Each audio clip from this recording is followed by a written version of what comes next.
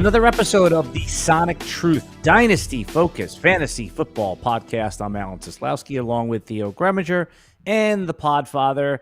Guys, today I want to get a little bit deeper into some of the startup strategy. Sure, we're going to be talking about some players, but I see these startup drafts popping off. I'm getting invitations left and right. It's painful to have to turn them down, guys, but you know, we'll talk about superflex. We'll talk about that disgusting 1 QB stuff that Theo likes and really get into what do you think the best way to build a roster is in 2024 from the ground up. Alan, you seem low energy today. All right, here we go. You're a little low energy. Well, this is the Sonic Truth Dynasty focused podcast, right? I'm not feeling the juice from you, buddy. You're a little low energy. Well, I'll tell you what. You know who was feeling the juice from me? The humidity. I just finished having intercourse not too long ago, and it does drain you a little bit. And so you're not the only one that was getting juice. Cheese salad. Little midday. Little midday. I got a gift. What 10 can I a.m. say? Little 10 a.m. I am relaxed. It's not low energy. It was a nice midday gift. Well, we didn't talk about this pre-show. I could figure it out, man. I figured it out. I cracked the code. Oh yeah. I know the Allen energy levels, and now I know exactly, I can figure out the source of the low energy, and congrats on that. I'll let you guys know. Might be many shows from now, but I'll let you know when I can also check that box. It could be into August. We'll see what happens. Today's show is going to focus on these dynasty startups. I have a lot of thoughts. I know Theo has a lot of thoughts. Fortunately, a lot of the thoughts that we're going to talk about today are written down in the Dynasty Dominator book, Dynasty Dominator Reloaded on Amazon. A lot of the tactics for startups are in there. Theo, how many startups have you done this year so far? I think I'm on like 4 or 5. But I sold a team on our friends on the Dynasty Depot to kind of offset one. So I made a little money on that team, and I did about 5 startups. I'm currently in the middle of a FFPC Triflex bestball startup. I know Alan loves the bestball Dynasty startups. I don't necessarily love them, but it was kind of fun. I have a Jalen Hurts, Marvin Harrison Jr., Malik Neighbors start in a superflex wide receiver heavy format, and I got Kyle Pitts as my tight end 1, so I feel pretty good about that start, Alan. By the way, it's not that I like best ball. It's not as engaging, it's not as fun, but it is for my sanity that I play in these best balls because lineup setting season, Matt Kelly, you know this. I mean, there's nothing worse, especially when there's games. Think about opening weekend. There's a Thursday game, there's a Friday game, there's a Sunday game, there's a Monday game. I mean, you're going to have to go back and reset and front load these lineups like 6 times. I'm too busy to set lineups. The last few years, all the startups I've agreed to do have all been best ball related. So, Theo, a couple questions. So, the Dynasty Depot, that is a place to go to acquire new dynasty teams, right? It's a market to actually buy and sell dynasty only. teams. FFPC only, though. Yeah, so it's FFPC only, but it's a secondary marketplace where some teams you can get at a significant discount.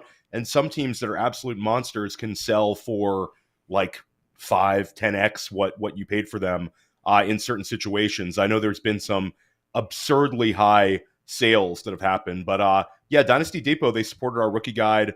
We're good friends with Nelson Verbit, who is their owner and operator. He's a very, very good FFPC player. So it's just Dynasty Depot. Highly recommend checking it out. If you want to get into the FFPC, you can purchase a team there. And also at new sign up, Matt, we can use the code Underworld, gets you $25 off a new FFPC subscription. The FFPC is the best place to just play Dynasty whenever you want without having to do a lot of work because you can just sign up for a startup. They have a whole catalog of orphans. You can grab any orphan anytime. But there's also the StubHub of Dynasty, which is the Dynasty Depot, which we love, where those that may not to abandon a team, certainly if a team is good, you're not going to orphan it. But if you want to get out, what do? Well, you got to sell it. You got to sell it in the secondary market, and that's what the Dynasty Depot is. Super innovative concept. I love it. So props to them. What is Triflex? So Triflex is it's a super flex league, but you have 3 starting wide receivers as opposed to 2 in a regular FFPC format. You also have an additional 2 flexes. So technically, you could start 5 wide receivers. So teams tend to be a little more wide receiver heavy in their startup builds. There's also no kicker and no defense. So with the FFPC's roster requirements, that makes a difference because in the single QB, a super flex QB, when they have cut down days, you have to include a kicker and a defense, which is 2 extra guys in a shallow format. So Triflex has been a really fun addition to the FFPC Dynasty teams. This year they started the Empire Leagues as well, which I have not dove into, but highly recommend Triflex. It's very challenging because you, again, have more players that are playing, more lineup decisions to make. And yeah, I put together a couple monsters. I have one monster Triflex team that's shipped it back-to-back years in a 500 there. A couple of guys who listen to Sonic Truth are in that league. So shout out to you guys. I'll see you guys again this year. Now, it's interesting that you go all youth, right? Jalen Hurts is still young. Jalen Hurts is 25, right? 25, 26. He's not even close to the QB age apex, which is 29. Think about that, right? So he's got many years to the apex. Same with Pitts. He's 3 years shy of the apex. You got 2 rookie wide receivers. So this is a productive struggle team, or you think you're going to compete? I think I'm going to compete, and I think that when I look at a guy like Neighbors and a guy like Marvin Harrison Jr., the redraft and best ball market are saying that these guys should not be treated like rookies, and certainly the Dynasty startup market is showing that these guys are very much treated like wide receiver ones, and we're projecting them, Matt, to each be the wide receiver 1 on their teams this year by a considerable margin. And then with Pitts, it's, the guy's 23, but again, he's getting drafted inside of the top 8 in redraft and best ball. But I think one thing, Alan, that's interesting for our conversation today is when you embrace and you get youth equity with your early picks, it gives you more flexibility to make huge trades. It also gives you more flexibility with what you can do with the rest of your draft. Matt, I think when you do this, it actually gives you a little bit of wiggle room to trade a future first because I already have so much youth equity in the fold. It also gives me the ability to dive into some of those older guys who fall simply because of their age and can provide immediate returns. So I have found that as long as I get a couple of outstanding young players in my build, I'm going to feel a little bit better about how things turn out the rest of the draft. But I don't think it necessarily paints me into a corner that this entire team is young. I think those guys are all going to score significant points this year. And again, it gives me great flexibility. Theo, I just want to ask him, what are some of the tools that you're using on the site, on Player Profiler, when you go into these? I know you've been doing 1,000 startups over your course of your lifetime, but what do you think the best things that are on Player Profiler that could help somebody when they're going into a startup? Legitimately, all of our Dynasty tools and all of our Dynasty packages are awesome. I think our Dynasty rankings is the low-hanging fruit here. If you want to use our Dynasty rankings during a startup, I think that's going to help you. But for me, Alan, the tool that I actually use every single Dynasty startup is the Dynasty Dominator app. Because the Dynasty Dominator app, it is a tool where I can analyze a potential move up and move down from a statistical standpoint. Sort of like an NFL team might look at a trade and say, this is the mathematical amount for this trade and a mathematical amount for this trade during the NFL draft. I can do the same thing with startup.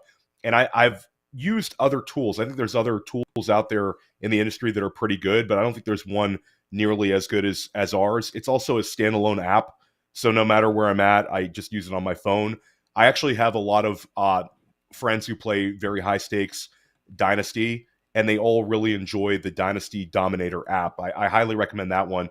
But again, all of our Dynasty tools are top notch. It kind of depends on your level of play. If you're new to Dynasty startups, you might have to lean on more tools, but I'm doing it pretty regularly. So for me, I'll reference when needed, kind of where we have a guy. But for me, it's the Dynasty Dominator app just to make sure statistically, maybe I'm really targeting a guy and I might have to take a little bit of a haircut. I don't necessarily want to lose these startup trades by more than 10% on our app. I think that's sort of a great way of going about things. And when I'm made an offer and it's some sort of a win where I'm gaining, 20%, I'm usually more apt to kind of accept the trade. And I've used the Dynasty Dominator app for a long time in my Dynasty startups. It's a really, really good tool. And I love the fact that we offer it as a standalone app. So there's also the draft planner. So the draft planner you can see in superflex mode. We are basically saying, hey, if you have a first-round pick, you should lean on quarterback, and this is probably why you drafted Jalen Hurts.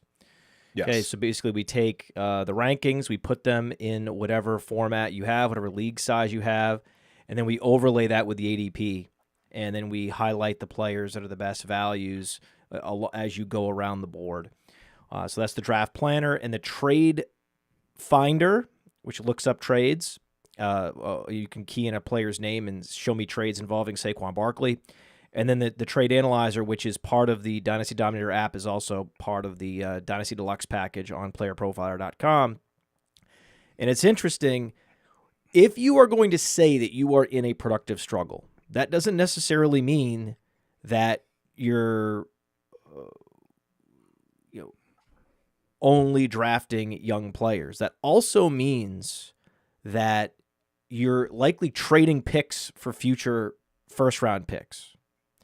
That's when you start to cross the Rubicon into the productive struggle zone. Until you start just punting picks in the startup for future firsts and future rookie picks, you're not really in a productive struggle. You have that flexibility. And we talk about that in the Dynasty Dominator book, which is the ability to win now and win later. So you can have it both ways. You can have it all. And putting a premium on these young players that are as close to can't miss as it gets, like Neighbors and like Harrison, is one of the ways to do that, where there's nothing saying that these guys can't just exceed expectations in year one. They become incredible assets that you're using every week. You already have Jalen Hurts.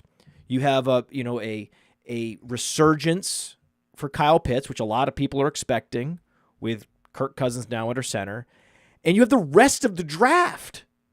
You have the rest of the draft to draft veterans and fill in the pieces to have a super productive team this year. Where is Keenan Allen going to go?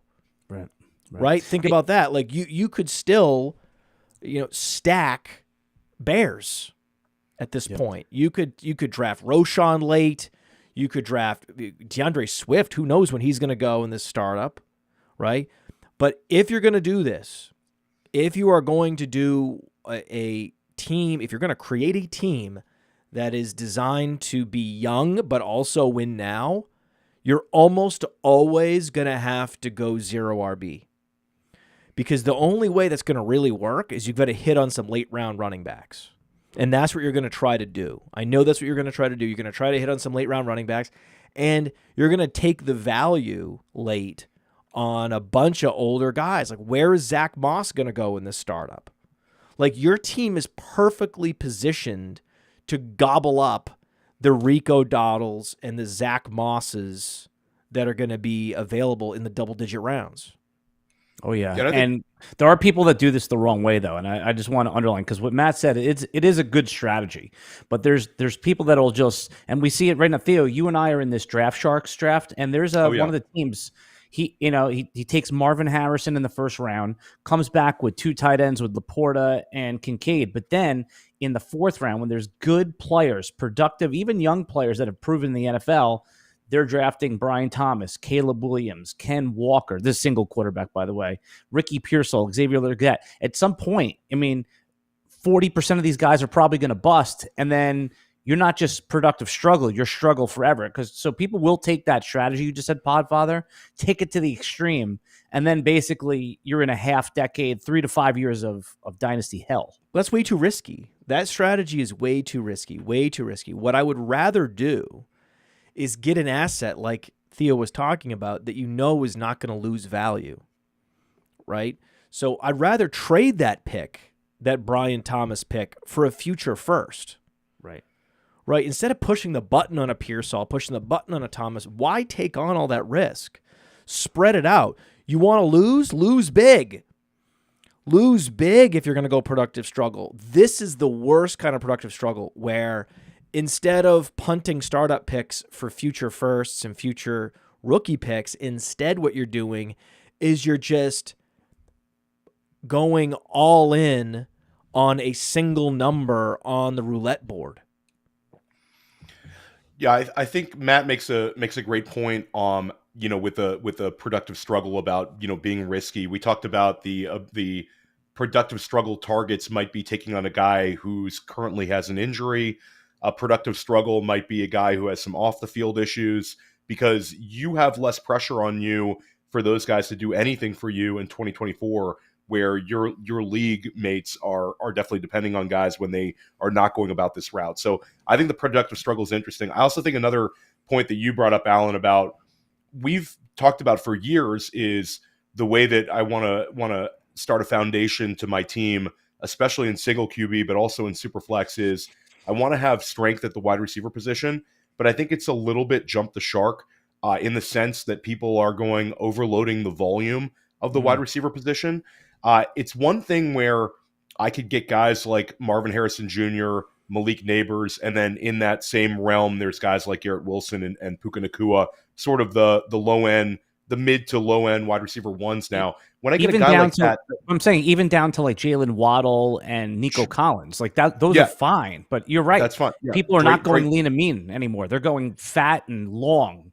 I think there's something to be said for, like Matt's talked about the zero RB in a dynasty startup. I think that's a great way of doing things. But when I'm doing that, you really want to lean into those early alpha wide receivers. You're not going to be able to make up for it by drafting a bunch of wide receivers in rounds like 6 through 12 and kind of throwing darts a little bit. But you can. You can because the old guys fall. Like all the guys that go in round 2 and 3 of redraft go in round 6 and 7. Mike Evans, Terry McLaurin, Deontay Johnson, Stephon Diggs. I know these aren't sexy names, but if you do want to go other positions, you could fill out your wide receiver. These guys fall 4 rounds in Dynasty. Well, in Triflex, he's going to grab one of those guys. It's Triflex. So he has to grab a couple of those guys, and he will. But what he's not going to do is load up his team with 15 wide receivers. That's what he's saying. And I talked to Dan Williamson about this. And he's like, well, is this a managed league or a best ball league? And as soon as you get into a managed league world, you need to strip down your wide receivers. You need to go super lean. You need to be like the astronauts in Apollo 13, where they are turning off all the power in the capsule, like they are jettisoning anything that might, add weight. You need to get rid of it all. What are you gaining? What are you gaining with these fringe wide receivers, with these hope and a prayer wide receivers, even wide receivers I like? I like A.T. Perry. Right? I like these guys. But, okay, so A.T. Perry is a semi-hit. Now what do you have? Now you have an impossible dilemma of who the hell to start, A.T. Perry or Darnell Mooney. And now you're starting the wrong guy every week. And what have you just done? You've just created yourself a headache that isn't even going to help you. Right? You're going through this whole headache, and now at the end of the day, you may or may not even pick the right guy. Where if you have all these choices on the bench of, boom bust wide receivers, okay, what are you really gaining? Instead, load up on a couple wide receivers you're going to play and play every week. But there's also the beauty of Dynasty is the Keenan Allens and the Stephon Diggses are also set it and forget it wide receivers when they're healthy. You don't have to have a deep bench of wide receivers. It's crazy to think about a triflex league where you have twice as many running backs as receivers. But the way Theo is allocating his draft capital, actually he's going to have more capital devoted to wide receiver because, of course, right, the first round pick, the second and third, fourth round pick, not the first round pick, that's Jalen Hurts, but the second pick, third pick, okay, right? That's going to be, massive capital scores for those particular wide receivers.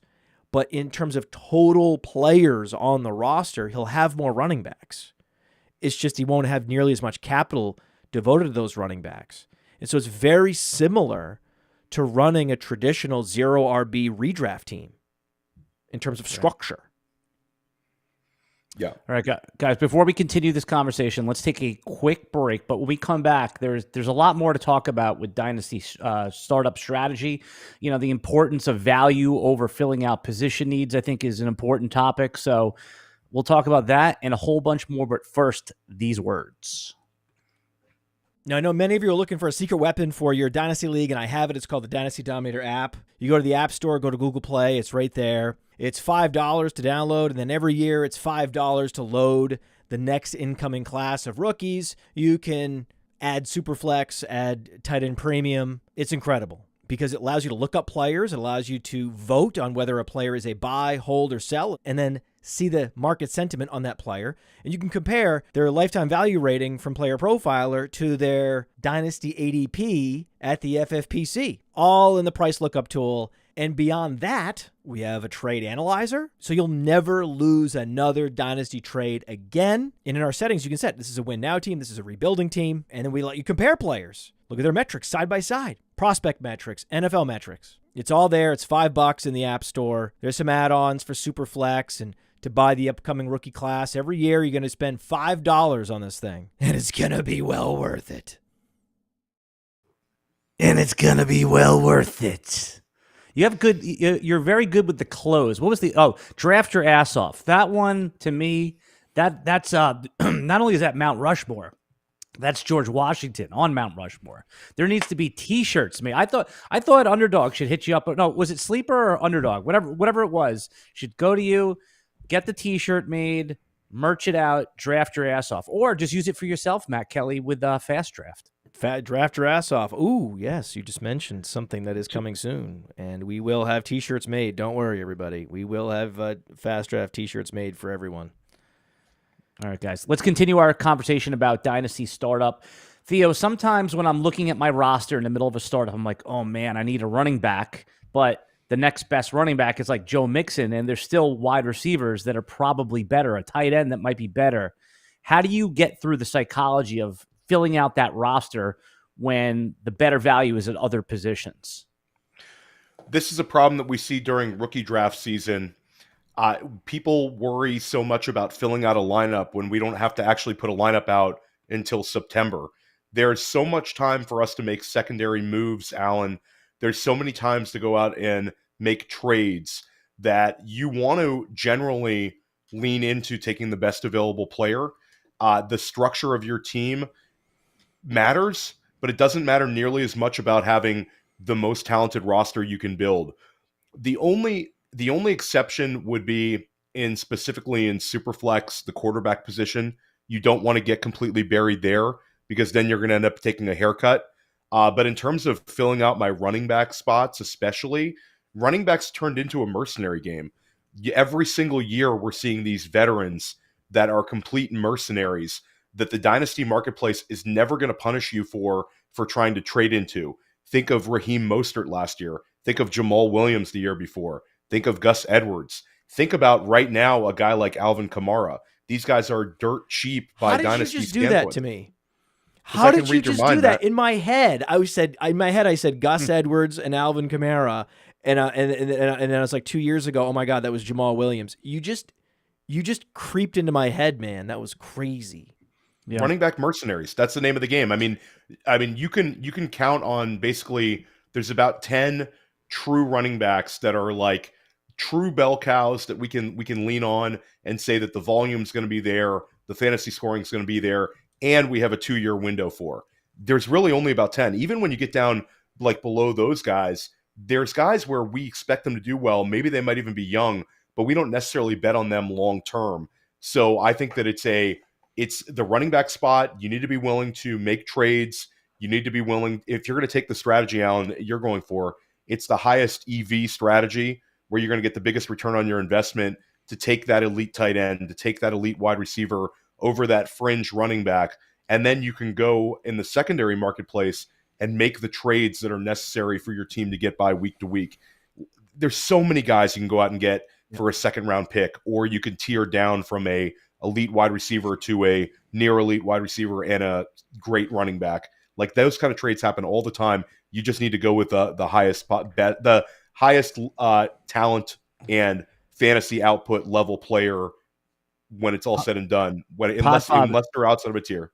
Podfather, don't we see this in rookie drafts, what Theo's talking about? I mean, theoretically, shouldn't Jaden Daniels, the quarterback, the running quarterback who went second overall, go ahead of Malik Neighbors? But in the rookie drafts I've been in, it's 50-50. Like, people are just saying, hey, I need a receiver, I'm taking Neighbors. Well, those people are playing the game wrong. If it's superflex or 2QB, especially if it's 2QB. The nice thing about superflex, what Theo is doing, is I love to just break down this particular draft. We only have 4 picks, right? Only 4 picks. I took Pickens, 5th pick, 5 Pickens in there. Well, we're talking about in a rookie draft. A rookie draft, excuse me. No, I'm talking about his startup. Okay. I'm talking about a rookie draft. Like, listen, man, I think if we've learned one thing, it's that I can take a singular topic and make a whole show out of it. Jonathan Taylor versus Clyde Edwards-Helaire. He drafted these 5 guys, right? Pickens, great pick in the 5th round. I'm surprised he was available in the 5th in a triflex, but especially at his age and the fact that the quarterback position is only going to get better in Pittsburgh. This might be a low point for the quarterback position. Well, last year was the low point. It gets better, and the next year even better. Now that we have that core roster, again, it's all guys that are under 25 years old. All the position players are under 25 years old, and yet he's got the whole board to work with now. He has his starting wide receivers done. He can do whatever he wants. He can go veteran receivers next. He can go another quarterback next. At some point, he's going to have to grab a quarterback, right? But if you're going to do this strategy, the other tactic that I would suggest, even if you see value coming your way at quarterback, wait. I'm sure Theo could have gone quarterback in the last couple rounds and decided not to, probably was tempted and did not. Because there's going to be guys, just like there's mercenary running backs, there's mercenary quarterbacks. There's going to be the Gardner Minshews, but there's even guys that are a step up from Gardner Minshew. Baker Mayfield. Right. There's guys like Baker Mayfield, and you have to go into it knowing, okay, I'm going to do this, and I'm going to hold. I'm going to hold my ground here. Maybe I'll do a little micro trade. Maybe a little micro trade back, right, along the way, knowing, because it's nice to know, hey, I'm not going to go running back until round 10. I'm not going to go second quarterback until round 6 or 7, right? You just go into it knowing that, and then you can make a lot of moves around that. Or you go in with a more open palette, a wide open palette, and then once you've locked in Hurts, Harrison, Neighbors, now all of a sudden you look back and say, okay, now my strategy is coalescing. And now that these are and I've decided I'm not going to just trade picks for future firsts. I'm going to try to win this year and beyond. Okay, I can't draft a running back for the next 7 picks. Right? And I have to wait on I have to go and make sure that I lock in my wide receivers. I need to go tight end. And this is where I need to focus before I even think about these other positions. And it doesn't have to be a veteran running back late. It doesn't even have to be a fringe handcuff. There are guys that are in their prime that we've been trying to talk about on this show that are going at RB40 in FFPC Dynasty leagues, like a Brian Robinson. Right? Think about a Brian Robinson. This is what I'm talking about. Baker Mayfield, Gardner Minshew, gross, right? But those guys aren't old, right? They can just be gross without being old. Brian Robinson is gross. Zach Moss is gross. They're not old, though. One other thing that you've touched on before, and both of you guys have talked about, was the whole, we a lot of times talk about anchor RB strategies in drafts, but in these startups, having an anchor quarterback also gives me more flexibility with QB2, like Matt talked about, to wait and wait and wait. And Matt, I'd even argue that when you have a team with a lot of youth equity and you have a guy like Jalen Hurts, sometimes, like, we were on top of this for weeks about, like, guys like Jared Goff being these immense startup values. Now you're starting to see him get pushed up after the contract he received. But you can start looking at some of the old guys, like, even a little bit. I know you talk about quarterback youth, but a guy like Matt Stafford is free in these startups. And we saw him end last season with like 4 straight 300-yard passing games. Looked really, really good in the playoff loss against Detroit. Like, he's got a little bit of a big season kind of dark horse to him this year. Oh, well, yes, because yeah, the Rams can't stop anybody. yeah, And they're going and against weapons. the Cardinals twice a year. They're going against the Seahawks twice a year. The Seahawks are loaded. They're going against the 49ers. Think about that division. Think about that division, how bad the Rams defense is going to be. And Matthew Stafford is now years past the neck issues that plagued him. Yes, he's fragile, okay, but they have bolstered the offensive line. They realize that they need to protect him. And of all those veteran quarterbacks, I'd rather have Matt Stafford than Aaron Rodgers. I'd rather have Matt Stafford than Derek Carr. I'd rather have Matthew Stafford than a lot of these guys because I know he's teed up for a huge season. Yeah. Yeah, it's funny that we think of Matt Stafford as old, but we think of Kirk Cousins as, oh, yeah, he's got like 4 years left, right? Same age, aren't they? 6 months apart. 6 months apart. And one of them is the Hall of Fame quarterback with an elite coach, and the other one is just someone who's very good every year. Yeah, the difference between Matthew Stafford and Justin Herbert in ADP is, what is it? In superflex, in 2QB, what is it, Theo? 10 rounds? 7, I'd say 7 rounds. Okay, it's 7 rounds. First round, second round pick to it's 20 quarterbacks. 7th, 8th round pick. It's like 18 or 20 quarterbacks different. Right, exactly. So, but in terms of production, what you're going to get this year, Matthew Stafford's probably going to outscore Justin Herbert. I think you nailed it. I think that they're right neck and neck in terms of the scoring. But it's people, you don't want to go double old at the quarterback spot. But I think if you have this sort of like a Mahomes, a Hurts, an Allen, a Stroud, a guy like Caleb Williams, then it really does give you flexibility with that QB2. I even had a Jaden Daniels, Matt Stafford team from earlier this year in a startup where I feel fine about that team. I think that team gives me a great combination and 2 guys who could finish inside of QB1 land this year in terms of the scoring. Jaden Daniels, a guy who's going to gain value. And then when I eventually have to transition off of Matt Stafford, Jaden Daniels is going to be in his like prime. So I feel good about it. And 36 years old doesn't scare me off when the situation's good. If the situation was terrible and he didn't have the Puka Nacua, he didn't have Cooper Kupp back this year, Sean McVay again. 100%. You nailed it. You trust in Sean McVay. I mean, and look at best ball seasonal leagues versus Dynasty. I was talking to Dan Williamson on the Mind of Mansion show. He's pretty bullish on Trevor Lawrence this year as a value, given where he's going. Like finally, the shine has dulled, right, on Trevor Lawrence. About time, right, that the draft capital shine and the college career shine is now it's all dulled and forgotten finally because he's been mediocre, just 17 fantasy points a game every year. He's always the QB 13, okay? But in Dynasty, it's still a brand name that you have to pay up for. And if you're going to do Theo's strategy, he's probably the last quarterback I would draft. The stone, if you're going to go with this strategy with young receivers and Jalen Hurts on top, you cannot burn an early pick also on a Trevor Lawrence. That is the worst idea because what are you doing? Again, you're getting a guy whose weapons are far inferior to Matthew Stafford's weapons. Okay, he has Kirk and Brian Thomas and Gabe Davis, and you're expecting like this is the year.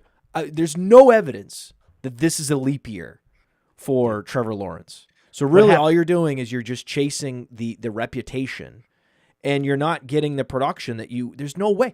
Even if he does play better, even if he is more efficient and he gives everybody reason to get back on board next year and for Jacksonville to pay him all the money, the playmakers are not there in that wide receiver core to sustain, and he's not mobile enough, he's not running enough to make him a difference-making quarterback, where you just as soon have a Baker Mayfield, you just as soon have a Matthew Stafford, you just as soon have Aaron Rodgers. So what are you really gaining here? You're adding a whole bunch of risk that he's never going to be an elite quarterback. He, again, has yet to give us a QB1 season in fantasy. And what are you gaining? You're not gaining anything. Like there's certain, like the guy that was just throwing darts on all these wide receivers and just adding all this risk, huge risk profile to his roster, that team, go with Trevor Lawrence, man. You're already in YOLO mode, right? You're already trying to hit and roll 7 3 times in a row. Go ahead and try again. Go just add all of it. All the brand name guys that might hit, you might as well. Your team is, the thing is, the guy's team is already a zombie team. It's a zombie team before the startup is even over. You might as well go get Trevor Lawrence too. The other thing that you'll get with Trevor Lawrence, though, is you will get a value bump when he does sign that mega deal, right? So if you have Trevor Lawrence, you might be able to, what Theo said before, get a player that someone else likes. There'll be that window when he gets the $58 million a year over 6 years, and you might be able to get up to the Kyler Murray. Where'd he go in range. your draft, Theo? Let me pull it up. The opportunity cost was probably Malik Neighbors, if not Marvin Harrison. His was single Yeah, quarterback. you're right. Though. No, this is superflex. No, it is it's a triflex. Yeah. Well, I'm so used to Theo with those dopey single quarterback. I haven't done it. I've resisted temptation for the single. I'll be back on the single streets sometime, but not so far. Let me pull this up. Single is a redraft thing, right? I mean, it's Superflex is become like a dynasty thing. I know that there's like even Underdog right now has the Superflex contest going, which by the way, if you guys haven't played it yet, I was talking about it the other day with Scott Connor. There is such an edge right now because their Underdog players for some reason forgot how to play Superflex, and you're getting these like insane values while everyone's going after the wide receivers. And remember, Podfather, in those Underdog Superflex drafts, there's not 3 wide receivers. You only need to start 2. They just turned a wide receiver into a Superflex position. So it's just while Theo's what they're gonna do is they're changing the format, yeah, right, and then they're also adding the Superflex, and if you have that muscle memory of doing single quarterback leagues where you start 3 wide receivers, right, and you add you were just okay, yeah, quarterbacks are more valuable. Okay, I'll process that into my heuristics when I'm drafting. No. You have to take whatever you were doing and Control-Alt-Delete and rebuild the program from scratch to massively value quarterbacks. And there's no way people that are drafting every day on Underdog are going to be able to adjust fast enough. And so you're going to come in with all this edge if you're a savvy, seasoned Superflex player, and you're going to be pounding quarterback and just soaking up tons of value. It'll feel like you're playing on DraftKings. So Trevor Lawrence went off the board with a 301, which is slightly lower for some of these FFPC triflexes. I believe that's quarterback 14, but you had to take him ahead of Sam Laporta, and again, tight end premium. Sam Laporta is the first tight end off the board.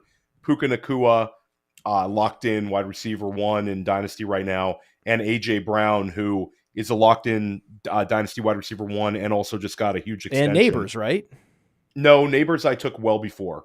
I took Neighbors not well before. I took him at the 209. So you had 2 second-round picks? I moved up. I moved up a little bit. This was information we didn't have. Well, there you go, guys. You moved up to get Neighbors, okay? But there are going to be drafts. Trust me, there are going to be drafts where Trevor Lawrence goes before Neighbors. 100%. Oh, 100%. There will be. I just assumed that was the case, and so that's the opportunity cost of a Trevor Lawrence. No, thank you. No. All right, guys. A couple other topics that I think are important as we get into this, Dynasty startup season. I know people are that we're getting tons of questions in the Discord about startup strategy, and it's not so much all the good players. It's what do you do at the end, right? Like everyone's like, oh, these are the bad rounds starting in round 12, 13, 14. Oh, this is boring. No. This is like, listen, the likelihood of these picks are probably not going to hit, but what are the positions or the types of players that when you're filling out the back part of your bench that we typically should be trying to draft in our startup drafts? Okay, so we have Mark Grebler in the chat. Sometimes we have these new people that come in, right? And they think they're super smart, and they're like, "Oh, listen to these guys. These guys are saying some crazy stuff." Let me get in the chat and make sure everybody knows I'm super smart and I'm contrarian to what these guys are talking about. So Grebler says that he asks us, please keep pushing down Trevor Lawrence. He's going to take him everywhere he can. Mark Grebler is going to take Trevor Lawrence everywhere he can. And then later, he gives his rationale. It's really, really great rationale from Mark Grebler. I love this. See, what he should have done is just said, I'm going to take him wherever he can, and then just left it at that. But no, he had to come back over the top with the rationale and expose himself. So he says, the Jags' weapons are elite. Okay? I love Christian Kirk. I've loved Christian Kirk since Texas A&M. I defended Christian Kirk when he was throwing cement blocks at police cars. Okay? At the at the Waste Management Invitational. Right? And yet, I'm not going to sit here and say that Brian Thomas and Theo is, unapologetically a Brian Thomas fan, and he's going to ride that particular vessel right to the bottom of the ocean. Okay? And even we would never call the Jags weapons elite. Get out of Gabe Davis? Right? Brian Thomas would be the top rookie. And Marvin Harrison was good in college, but now has a tiny quarterback throwing to him. Like, once in a while, one of these ogre fantasy gamers stumbles upon this show, and this is what we get in the chat. And it's funny. It's funny. It's good to remember there are people like Mark Grebler out there. In every startup you do, there's going to be the Mark Greblers, which is all the reason not to do a lot of trading up, because a Mark Grebler is out there and he's going to take that gun out of your hand. Don't worry. He will make mistakes in front of you and value will slip to you because the Mark Greblers are out there. They're even in the chat right now. Do you guys ever get that comment, hey, I need to be in a startup with you? I need to be in a league with you, right? That's a big one in the comment sections when they don't agree with you. Well, I don't get that much anymore just because I've proven myself to be so good at this. And I'm also a published author.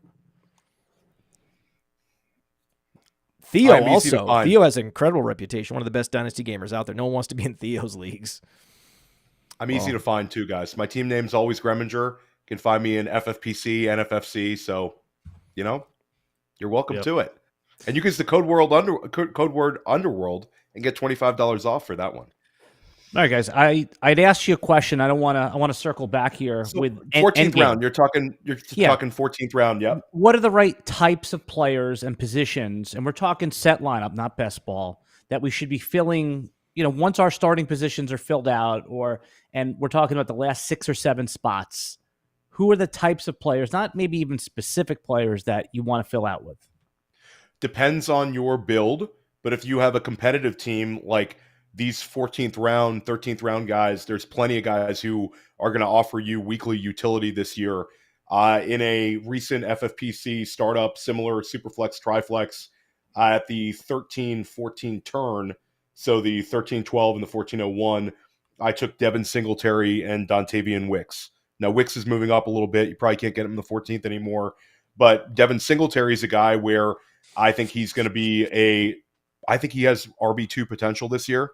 Last year he had his first year over 200 carries. This year he's brought in by his former head coach or his former offensive coordinator in Buffalo in Brian Dable. Brian Dable talking him up. And behind him, we like Tyrone Tracy, but Tyrone Tracy and Eric Gray, the two backups behind him, are both day 3 guys from the last 2 drafts. So Devin Singletary, that's the kind of guy you can get.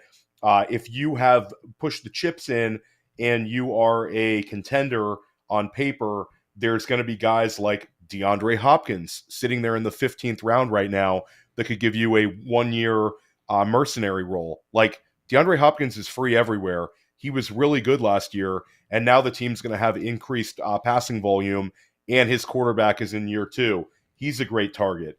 If you want to go young, though, there's a ton of guys. There's still guys that fall through the cracks as well. Like, I think Jerome Ford is super interesting. Jerome Ford is living in these rounds. Gave us RB2 production last year. He had a double-digit touchdowns, I believe, Matt. I'd have to look that up. I believe with the combined rushing and receiving scores, he was like maybe, let's call it 8 or 9 touchdowns, actually. Yeah, he's fast Brian Robinson. Yeah. And Jerome Ford, guys, I also have, Alan, if I'm out trying to get off to a quick start with a guy like Jerome Ford, Nick Chubb, we have no clue when he's going to be back. The team doesn't seem to have a clue. They want him to come back sometime in the preseason to just step on the field in the preseason. You might get 6 weeks out of Jerome Ford with similar production as last year. There's tons of guys in these rounds. And then Marvin Mims falls in these rounds. Gus Edwards falls in these rounds.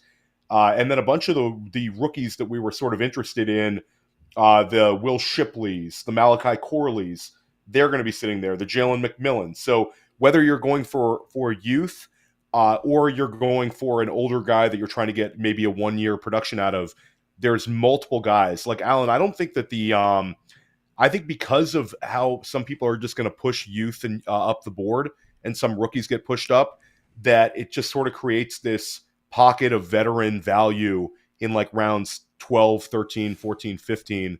In every single draft you look at, there's going to be a couple guys you look at and you say, wow, I really wish I could have taken these guys. I might be able to get 10 starts out of some guy I took in the 15th round. Yeah. Go ahead, Podfather.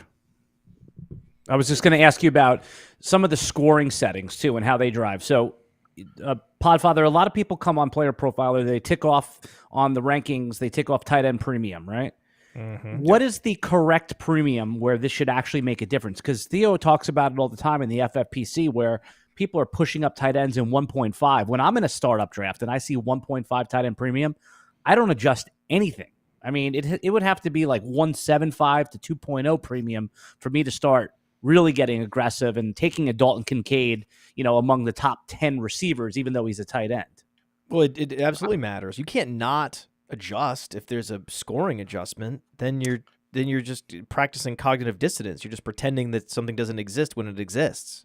Of course, you're going to push up these tight ends. 1.5, is that enough to get you excited about the tight ends? Like, are you really going to reach for David Njoku over, wide receiver 16 or, whatever that his comparable? No, not a massive reach, but you're going to do it's a nominal adjustment.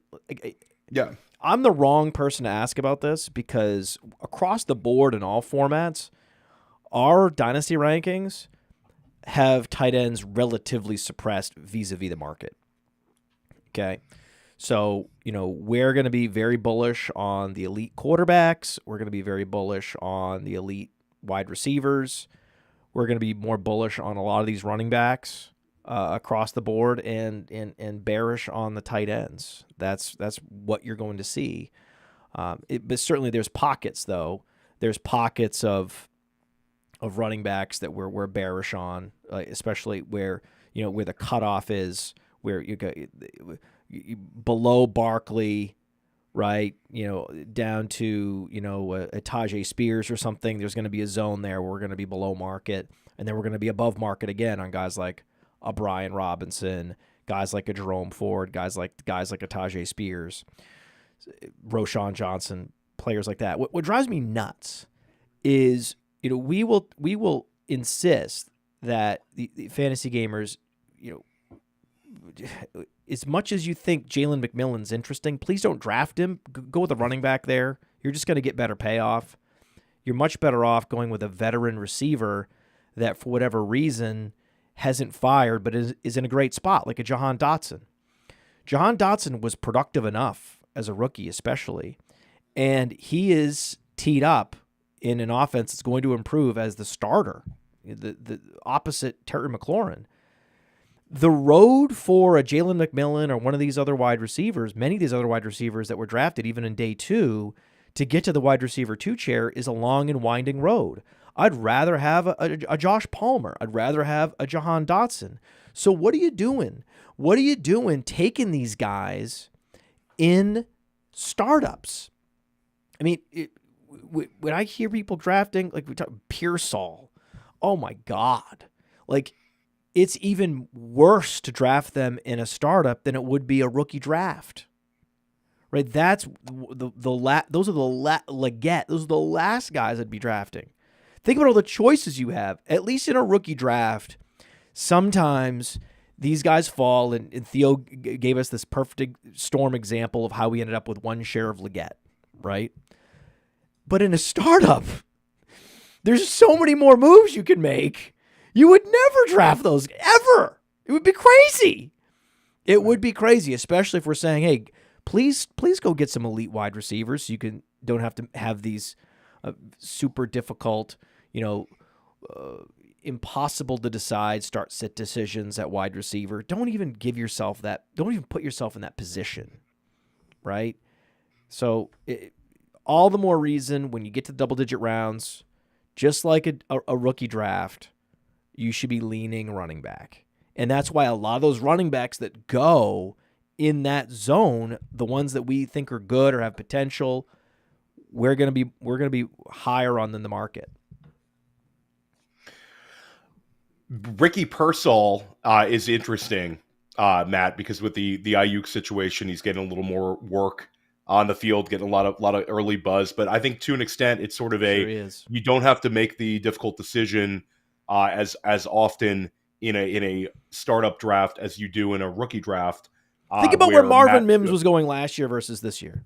Right. Yeah, you're getting Think about where Dotson was going 2 years ago versus this year. I can go down and down, and they're not dead. Most wide receivers don't start producing until year 2 or 3. What am I missing? Right? I mean, what? It's like even a Josh Palmer who had some spike weeks last year is going to have more spike weeks this year. I mean, he's going to start the year as the wide receiver 1 in Los Angeles. That is where he's going to start the year. Will he finish the year there? No. I like McConkey. Okay? But McConkey's a rookie. McConkey's a rookie who wasn't a massive producer in college. And Josh Palmer has the rapport with Justin Herbert, and the coaches know him. He's going to be in that Z role. He's going to be getting peppered with targets. We know it. Right? I don't have the data in front of me specifically. I'd love to call out the ADPs. But I would bet that his startup ADP as a rookie was higher than it is now. And that to me is kind of insane if you think about it. Yep. Yeah, I think a lot of times that's going to be the case. Like even a guy there's several examples from last year. I mean, JSN was steamed way, way, way up. That's certainly an outlier one, but Marvin Mims is a great example. Theo, stick with JSN for a second here. If he has another year like last year where there's like signs, I mean, does the pedigree save someone like that? Because Marvin Mims, if he has another like okay year, he's dead, right? There's no one's going to want him. He's going to be cut in a lot of leagues. If JSN has another year like last year, he'll certainly lose. He'll certainly lose value, but he won't be cooked. It'll be sort of like, hey, we've seen a little bit in year 1 and year 2. Maybe this is the year sort of thing. But I would say, Alan, there's a lot of people are expecting a big jump this year because we do usually get that. How though? Tyler Lockett's still there. DK Metcalf's still there. Stylistic changes, new offensive coordinator, and Tyler Lockett's a year older. I think JSN, people counting JSN out, that's just something I can't do. I took him in the hard-way draft. I took him as like my wide receiver 4 in a hard-way draft, wide receiver 3 in that draft. I think that there's been nothing but positives with him out of camp. Ryan Grubb is super excited about him. And the Ryan Grubb as an offensive coordinator, you don't bring that guy in to be Pete Carroll. You don't go outside the box and go get the guy who was 2 years ago at Fresno State and then coached Washington to the national title game and was doing it with Michael Penix and Rome Odunze and this high-powered passing game that was, essentially leading the Mountain West and then leading the Pac-12 in every single offensive statistical category in order to go back to the Pete Carroll, let's use multiple running backs, let's, tone down the pass attempts. I think this is going to be the most aggressive Seattle passing game that we've seen in years. And I think it's going to be Ryan Grubb effect. I think this guy is Mike McDonald part 2. I think he could end up being a head coach in the NFL in a couple of years. One of these fast-tracked type, like really smart guys. I mean, there's no way that you see Kellen DeBoer as the head coach of the University of Alabama if Ryan Grubb didn't exist. This guy basically did just as much for that Washington program as anyone did. So Oh. I'm excited about the passing volume, and also JSN having a healthy offseason, Alan. I think it's something you can't underestimate.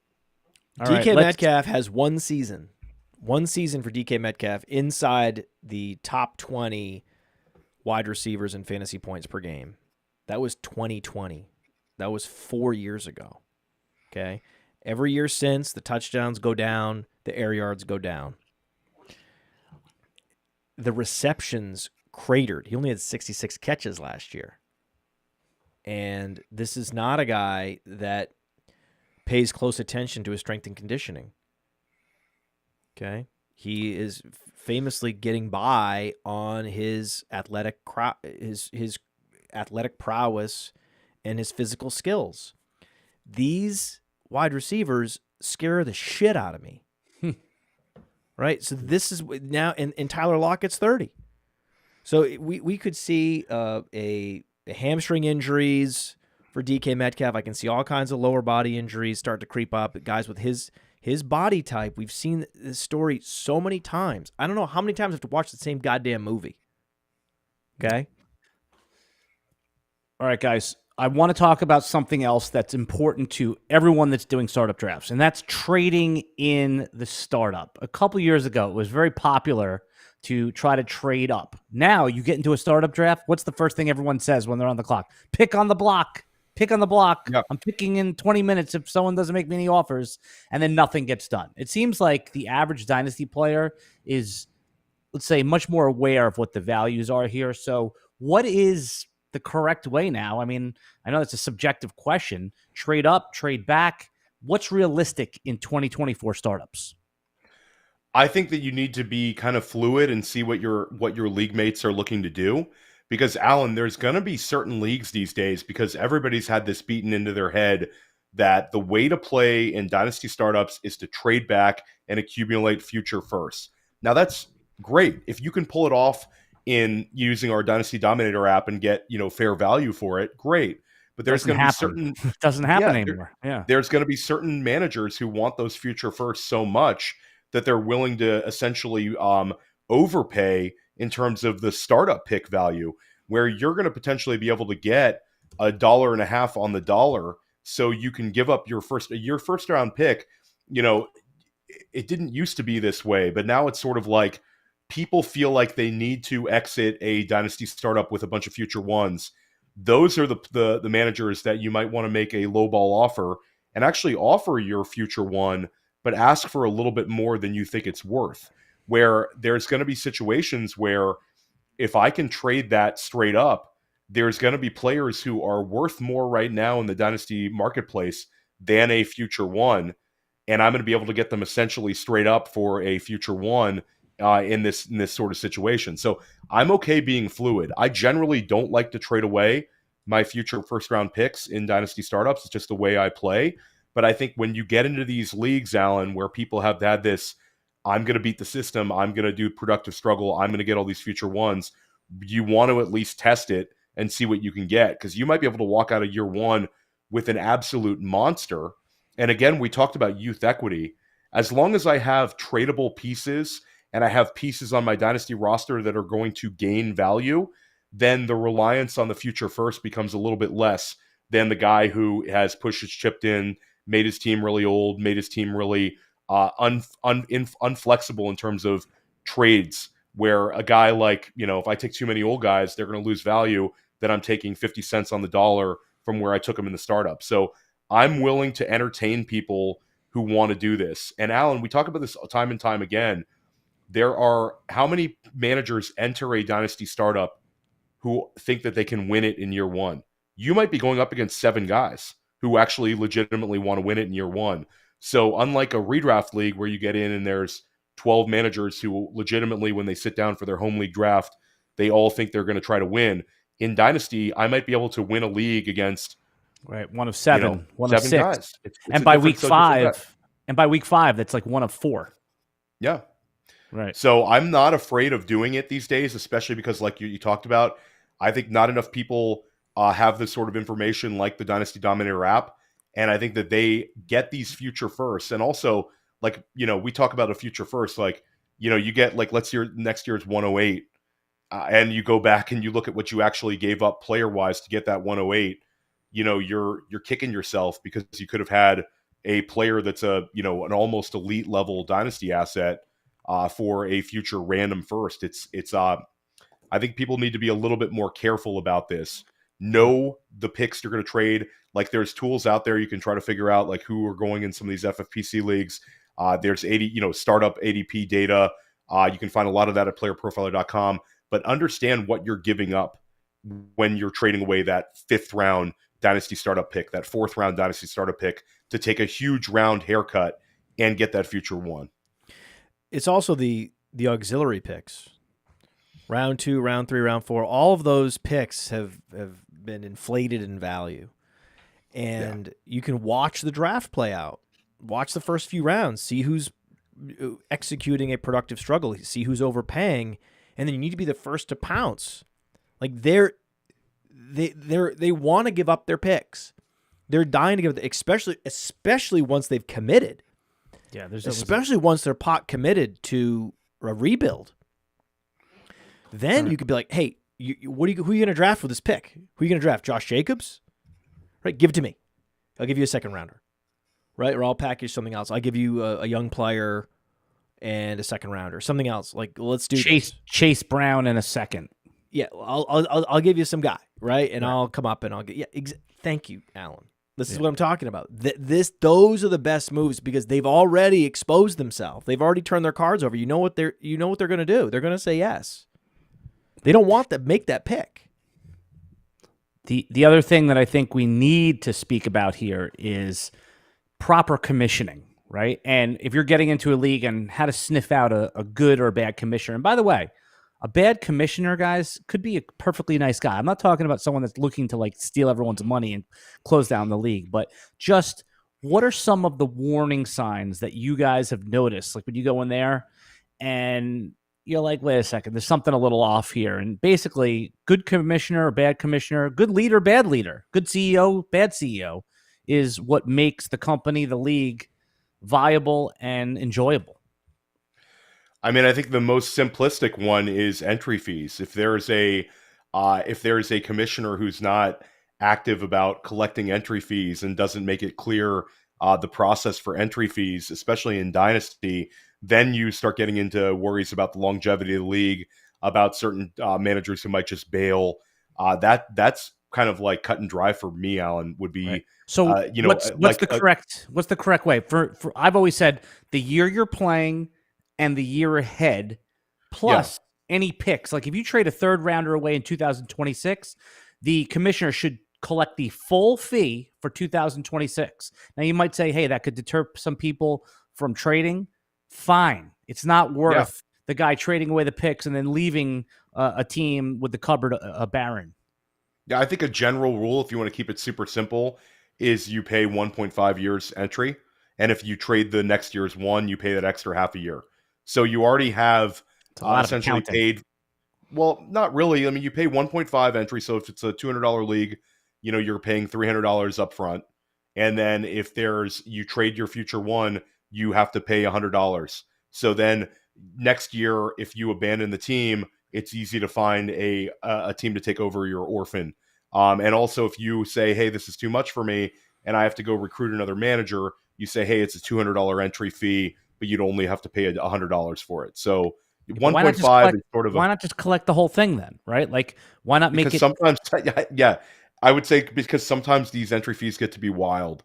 And you're asking if you're talking about like a $400 league, right? And you're asking someone to pay $800, but you're going to have to pay it anyway if you're staying in. And this basically ensures less. I just think the more you collect, the less churn. And if that means you start your startup 6 days later because you're trying to find someone who's going to pot commit to that 2nd year, it's worth it.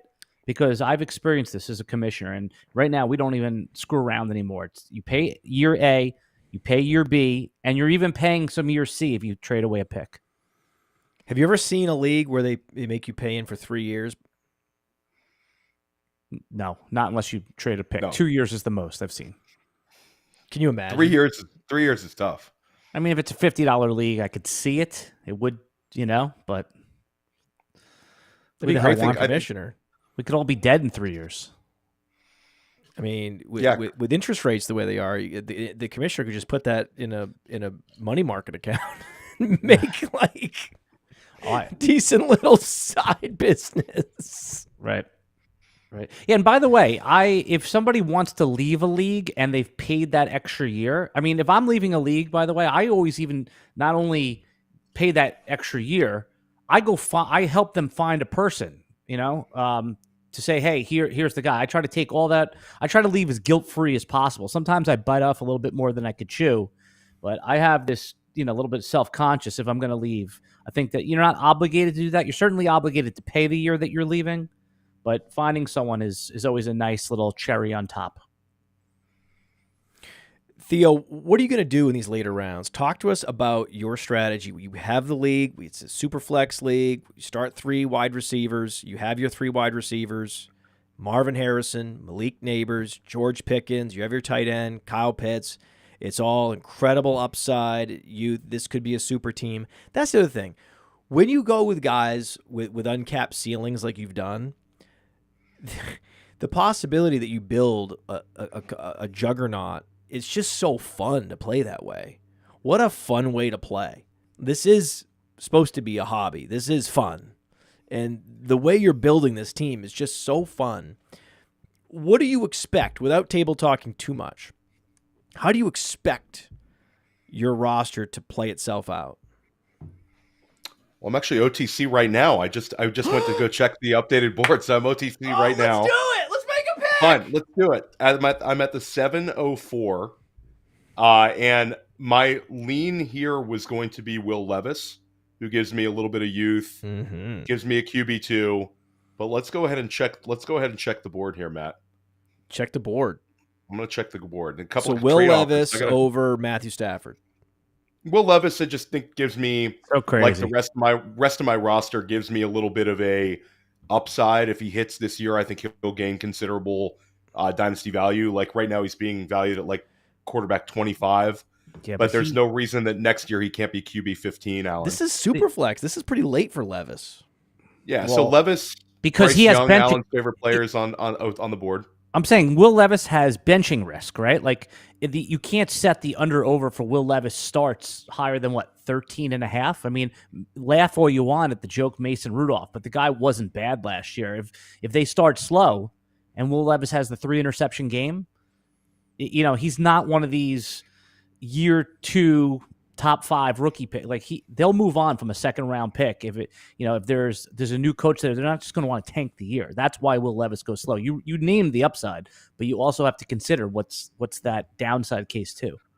Yeah, guys, I think this is going to be one where it's going to be a little okay. So we can keep talking this out. I was going to take an opt out of having to do an on-air pick because I actually have to dive into it a little bit. There's some good options here. What are your options? Available. What are your options, Theo? Talk it out. Yeah, I want to hear it. This is good stuff. So you have multiple. So I would say if I want to lean into youth and grab one more young player, there's sort of a potential hammer in Keon Coleman that could either really return value here or be sort of a superfluous wide receiver. There's multiple running backs that are available that could provide like weekly value right away. But I think the Alvin Kamara range, Joe Mixon. No, there's still the James Cook, right. Rashad White, Trey Benson. Okay. There's those guys are there, but it makes me think that one could potentially be there.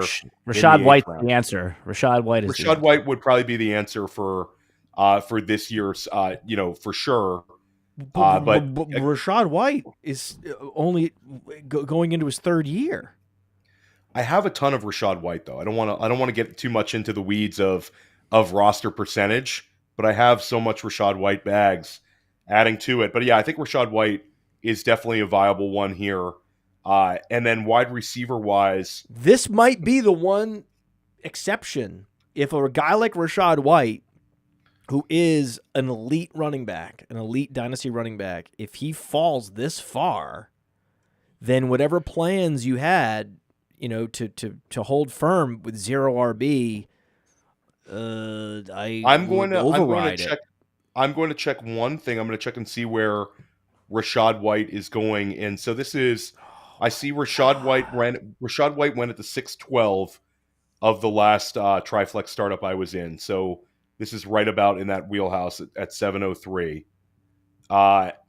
He's not going to fall any further. You're not going to get him in the next round. Yeah, this is a 2-year bet too, at least, and it might even be a 3-year bet. And he's a very easy player to handcuff as well with Bucky Irving in this format. I have a bunch of these Rashad White, Bucky Irving teams now. I think it's going to be Rashad White. That's what I would do. Given your team. I think it's Rashad White. Who do you think you can get at quarterback in the next few rounds? So I think that basically if I do this in the queue, I have Bryce Young, Will Levis, Deshaun Watson. But if I pass on QB here, Would Deshaun Watson still available? You'll get Watson in the next round, though. No one's going to want him. Watson could be available in the next round. I think he will be. Do you think it's worth it, though, to go with these risky quarterbacks when you can just wait a couple more rounds and get the Aaron Rodgerses? Yeah, and Triflex also limits you to 3 quarterbacks in a startup. It's like this weird rule they have. You can roster as many as you want during the regular season, but it's during the startup only. That's a 3 training quarterback rules. max. Why do you think to do that? I'm just curious because some guy like you is going to start up the startup with like 6 straight quarterbacks and try to be. That is true, but that's my strategy. Trader. But that's my strategy. I always go for 4 of my first 5 picks can be quarterback. And why would they do that? Why would they put the rails on the gutters like that? I don't know. The bumpers for our friends at the Why would they do that at the FFPC?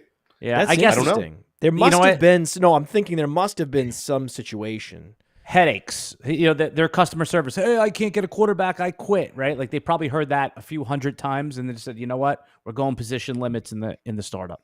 Well, in that case, Alan, the customer's always right. Yeah, I think it's probably Rashad White here. I'm going to check 1 or 2 more things. You guys continue your. Especially, let us know in the chat. Let us know in the comments. Should Theo draft Rashad White, or should he? There's really no other option, though. Well, Matt, what about wide receiver, tight end? What are we looking at? No, it's Rashad White.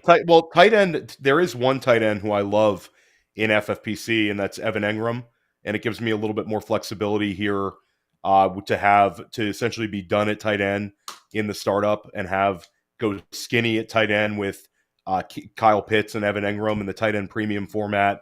Like Alan, like you talked about not pushing these guys up too much, but Evan Engram, 140 target, 100 catch guy, 90 plus catches. A lot of that with the tight end premium.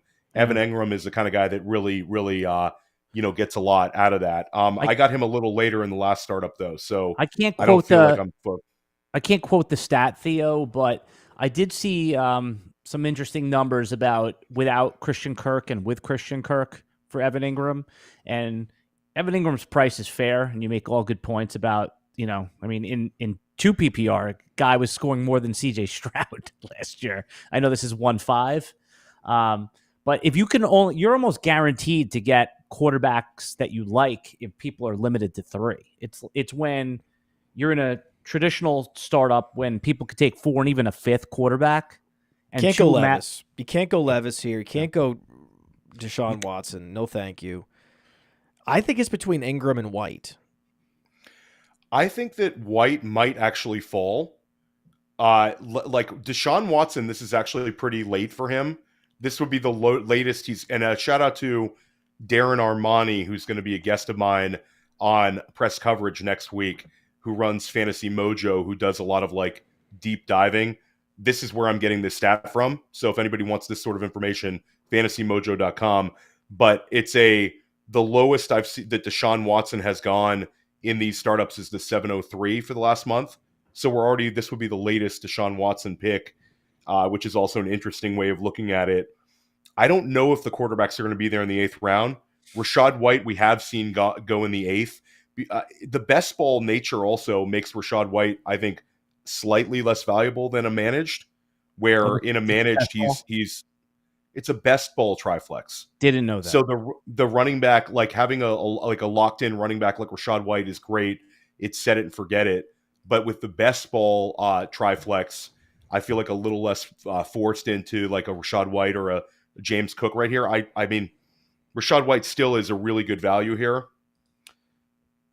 This is a tough one, guys. This is a really tough one. I didn't know we do this. This is why this is the power tough, of the Sonic man. Truth. So we're between Deshaun Watson, Evan Ingram, and Rachaad White. I wouldn't take Watson here. I think that you'll get quarterbacks you like. And if it's best ball, you get these 3-4 quarterbacks. You never have to worry about starting Watson when he plummets out, right? Isn't there a chance that Watson was good for how many years in a row? And by the way, he was good before he got hurt last year. He was scoring you 18 fantasy points. It wasn't like people think that he sucks, but if you looked at that game log before he got hurt, there was a couple 19-pointers in there. And there's the Ken Dorsey factor coming over. They're going to be a little bit more aggressive with his offensive coordinator. Dorsey, fired in Buffalo. It's sort of like a redemption song here in Cleveland. We did see Bo Nix go in the middle of the 6th round, and we did see Kirk Cousins go. So I do think that this 7th round is going to be a little bit of quarterback cleanup. There's one team in this round that has, I'm trying to see if there's anybody that has multiple picks. It's pretty clean. There's one team that has multiple picks in this round, and they only have one quarterback. So I think Deshaun Watson ran the last 2 years. He's played 6 games, right? And almost identical statistics each year. Oh, man. Look, he's rushing for 150-plus yards in only 6 games. Okay, so if you extrapolate that out, that he's going to be pushing, and this has been his career, in the 400 to 500-yard range. I think quarterback might be it, guys. I think running back's going to be there for me next round. I think wide receiver is going to be there for me next round, and I think a potential tight end too might be there. I also, with Deshaun Watson, we talked about the values that are going to be there later in the Triflex format. Like Amari Cooper could potentially be there as a stack. A little bit later on, especially in best ball, that might be fun. Let's double check one thing in our dynasty rankings on playerprofiler.com, where you can get the dynasty rankings. You can use the code Theo if you'd like to get $20 off the all-in package right now. But super flex wise,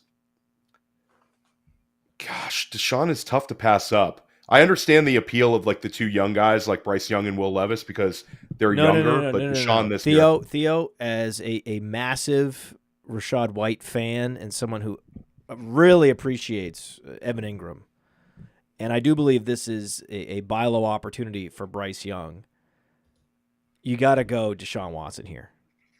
I think it's Deshaun Watson Go as well. Deshaun Watson. I think it's a really good value. Do it. You know what? Let's go Deshaun Watson. Final answer, Alan. I would think that best ball. You can get quarterbacks later, and it doesn't matter if they're the lower end ones because it's best ball. You're going to get the best score. You're not going to have to guess between Baker Mayfield and whoever the next guy. But again, you're capped out. Deshaun Watson because he has Amari Cooper, because he has rushing ability, is also more likely than some of these other quarterbacks like Bryce Young to give you spike weeks. Yep. In best ball though, you don't want running backs that are going to be like backups. You want locked and loaded.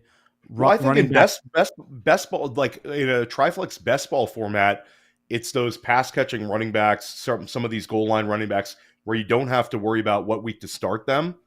You can get by a little bit. No, you definitely don't want he's going to he wants the Tajay Spears profiles. Those guys are fine if it's best ball. Right, but you need a bunch of them because injuries happen. But there are pickups. It's not like redraft best ball. Alan, so take game the L, dude. You're wrong. I would say it. I'm wrong. In best ball, I would wait another round for quarterback. Theo did it. Congratulations, Theo. Well, but I'll say game theory wise too, Alan. I'll say game theory wise.